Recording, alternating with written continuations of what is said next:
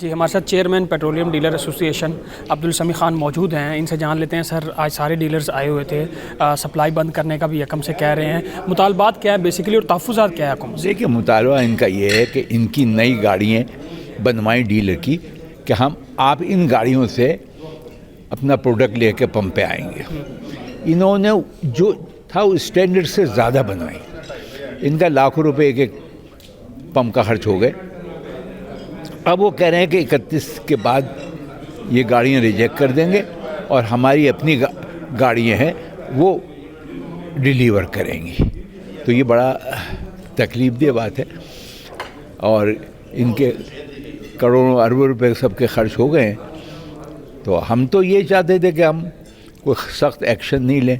کل ہم اوگرا کے چیئرمین سے ملے ہیں اور ان سے بھی شکایت کی ہے، اور انہوں نے شیل کے ہیڈ سے بات کی ہے۔ ابھی ہم جا رہے ہیں خاقان عباسی صاحب کے پاس، اسٹیٹ منسٹر کے پاس، سیکرٹری پیٹرولیم، اس کرائسس کو آپ ختم کرائیں اور کم سے کم 2-3 مہینے دیں۔ ہاں اگر ٹینکر میں کوئی کمی خرابی ہے اس کو ہم بھی ریکمنڈ نہیں کرتے، مگر جو اسٹینڈرڈ انہوں نے دیا تھا وہ انہوں نے پورا کر دیا ہے، نئے ٹینکر خرید لیے۔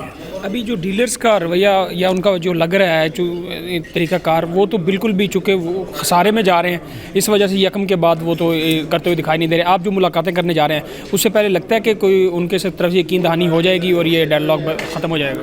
صاحب مجھے 50-50 ہے، مگر میں امید نہیں ہے ایسی، کیونکہ میں کل اوگرا کے وہاں گیا تھا، اس نے اس سے بات کی، شیل والے تھے، تو انہوں نے کوئی امید افزا کوئی جواب نہیں دیا۔ آخری سر بتا دیں کہ اس وقت معیشت کا جو صورتحال ہے، جب یہ بھی ہو جائے گا تو مزید تو حالات خراب ہی ہو رہے ہیں پاکستان کے، حکومت کو کیا کرنا چاہیے؟ میں نے وہاں یہ سجیسٹ کیا ہے کہ یہ عمران خان نے بھی 10 روپے کم کر دیے، انہوں نے بھی 10 روپے کم کر دیے، تو یہ اچھا نہیں کیا، کیونکہ عام پبلک کو تو اس سے کوئی فائدہ نہیں پہنچا ہے۔ ہر چیز کی قیمتیں بڑھی ہوئی ہیں۔